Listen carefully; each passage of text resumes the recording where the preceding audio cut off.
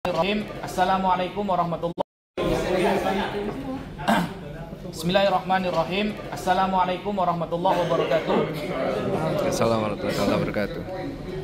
Alhamdulillah wassalatu wassalamu ala Rasulillah Sayyidina Muhammad ibn Abdillah wa ala alihi wa sahbihi wa man wala amma ba'd. Saya minta sedikit waktu Ustaz, karena dari tadi belum ada yang menjelaskan dari sisi keislamannya tentang lafaz Allah. Jadi itu kita orang Islam, ya, maka seharusnya saling melengkapi, ya, saling melengkapi. Makanya tadi saya sangat apresiasi kepada apa yang disampaikan oleh Bunda Etika. Masya Allah, saya juga pernah diskusi terbuka dengan beliau waktu di Jogja, Bunda, di sekitar 3 tahun yang lalu. Kepada Ustadz Kainama yang kalau nanya seperti saya punya hutang kalau tengah malam, Masya Allah. Dan beliau, saya merasa kalah dengan beliau karena beliau sangat semangat belajar Islamnya. Saya kalah. Ustadz Nababan yang sudah lama saya lihat di YouTube, Masya Allah. Ustadz Fadlan saya baru kenal sekarang. Semoga semakin erat silaturahim selanjutnya. Nah, jadi begini Ustadz, lafaz Allah ini termasuk lafal yang krusial, yang memang pembahasannya itu ternyata ratusan tahun yang lalu sudah pernah dibukukan oleh para ulama. Kita membahas tentang lafaz Allah ini bukan baru saja terjadi, tapi para ulama kita sudah banyak karya untuk membantah hal tersebut. Berarti kita ini sebenarnya sedang meneruskan. Jangan dikira para ulama kita gak ada yang kristologi. Imam Al-Ghazali punya kitab Ar-Raddul Jamil li Ilahiyyati Isa Bisoril Injil, sudah disebutkan tadi.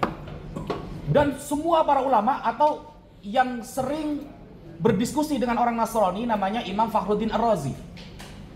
Dari beberapa kitab para ulama itu hampir semuanya saya sudah hatam, Ustaz. Saya sudah hatam. Makanya apa yang ditanyakan oleh mereka para penghujat Islam, narasi dan apa yang mereka inginkan itu sudah ketahuan duluan. Kenapa? Ternyata ratusan tahun yang lalu para ulama kita sudah menjawab persis seperti yang disampaikan Bunda Etika barusan. Jadi kita ini sebenarnya hanya meneruskan dakwah para ulama. Ada bagian masing-masing. Bagaimana kemudian kita akan mencerdaskan orang yang akan berdakwah tanpa ilmu. Ngomong kalau gak ada ilmu, maka apa kata para ulama? Li ayyasroqa khairun min ayyakuna mu'alliman. Mending mencuri daripada ngajar agama. Kenapa? Faktanya banyak orang yang tersesat gara-gara pendakwah ini sebelum dia berdakwah gak belajar dulu. Satu, tentang lafaz Allah, Ustaz. Ini yang perlu kita, ini menjadi framing para penghujat, ya. Lafaz Allah ini mau tidak mau kita harus sepakat para ulama berbeda pendapat. Ada ulama yang mengatakan kata Allah adalah isim mushtaq. Dibentuk dari kata ilahun, itu bisa dilihat di awal-awal kitab Fathul Mu'in. Kalau kitab yang tebal I'anatul Talibin di awal-awal, halaman awal-awal itu, bahwa dijelaskan wallahu alamun lidzat al-wajibul wujud. Allah itu adalah sebuah nama yang wajib keberadaannya, wa asluhu ilahun. Awalnya dari lafaz ilah. Nah, wa huwa ismu jinsin. Ilahun adalah sebuah nama jenis. Likulli ma'budin, setiap sesuatu yang berhak disembah maka bisa disebut ilahun. Setiap apapun, dewa, berhala, apapun, maka bisa disebut ilahun.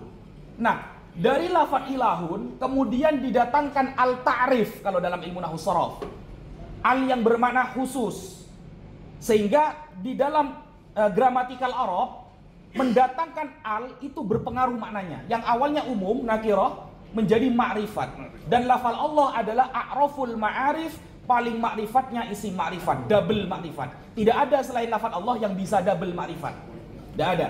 Makanya tadi Bunda Etika mengatakan tidak pernah kita ketemukan ada lafal ilahukum ilahuna, Allahukum Allahuna, tidak ada. Karena Allah sudah double ma'rifat, maka tidak bisa bertemu dengan isim domir, akan triple ma'rifat, jadinya tritunggal nanti. Nah, itu Allah. Ini lebih makul, Ustaz. Pendapat ini seharusnya didukung oleh MUI karena lebih makul. Kenapa? Fakta sejarah baik dalam Torah ataupun dalam kitab-kitab suci yang dulu, ya, yang mereka anggap suci tapi sudah ditahrif.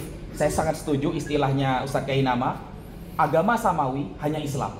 Selain Islam bukan samawi, tapi agama wad'i. Samawi adalah sesuatu yang datang dari sang pencipta yang benar.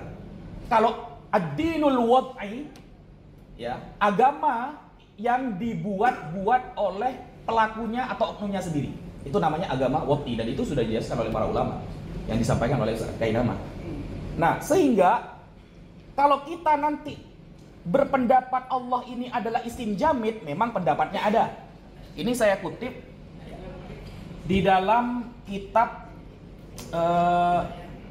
Hawashi Syarwani.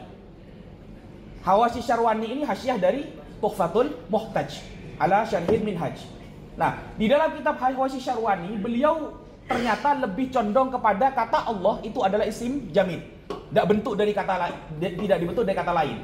Dan ini didukung oleh Imam Ibnul Qayyim Al-Jauziyah, muridnya Imam Ibnu Taimiyah, dan beliau juga menulis kitab tentang perdiskusian beliau dengan para pendeta. Nah, beliau berpendapat isim jamid. Saya tidak sedang membantah ulama, tapi saya sedang mengecek secara sejarah. Kalau kita mengatakan Allah itu adalah sudah begitu dari sononya, kita tidak akan punya data nanti. Sulit mencari data di dalam kitab-kitab terdahulu berlafaz Allah. Kenapa? Karena Allah itu adalah lafal al-ilah yang didatangi al kalau dalam bahasa Arab. Tapi kalau kita pendapat yang pertama yang isim mushtaq, kita selamat. Karena pendapat itu didukung dengan data-data eksternal.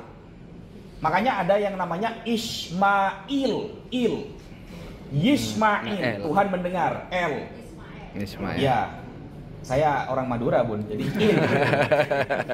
Tanah Baban orang pura-pura Madura kalau Tanah Baban. Ya, sehingga kata Elohim, ketika Musa dijadikan Elohim bagi Fir'aun, itu kata-kata ini yang menjadi serapan, kemudian didatangkan ke dalam bahasa Arab, didatakan al-ta'rif, karena kaidah dalam bahasa Arab harus ada al-ta'rif untuk menunjukkan khusus. Nah, akhiron begini Ustaz. Apakah kita akan berpendapat harus membuang kata Allah di dalam Bible? Kalau lihat darul mafasid muqaddam alal jalli bil masalih Ustaz, mending dibuang memang. Mending. Kenapa? Kita tahu orang Kristen itu pengkhianatannya dan penghujatannya sangat masif, mereka minoritas padahal. Melihat kaedah akhafud dororen, giliran Yesus sama Isa mereka gak terima disamai. Giliran Allah kita dipakai-pakai. Padahal kenapa mereka kok pakai kata Allah? Karena mereka tidak punya nama Tuhan, Tuhannya Theos. Gak punya nama Tuhan mereka. Mereka sudah pakai lafaz Allah, sudah minjem pakai lafaz Allah. Kata mereka Allah adalah generic name, bukan proper name. Ini fatal Ustaz. Nah, kira-kira seperti itu yang bisa saya sampaikan. Sekian.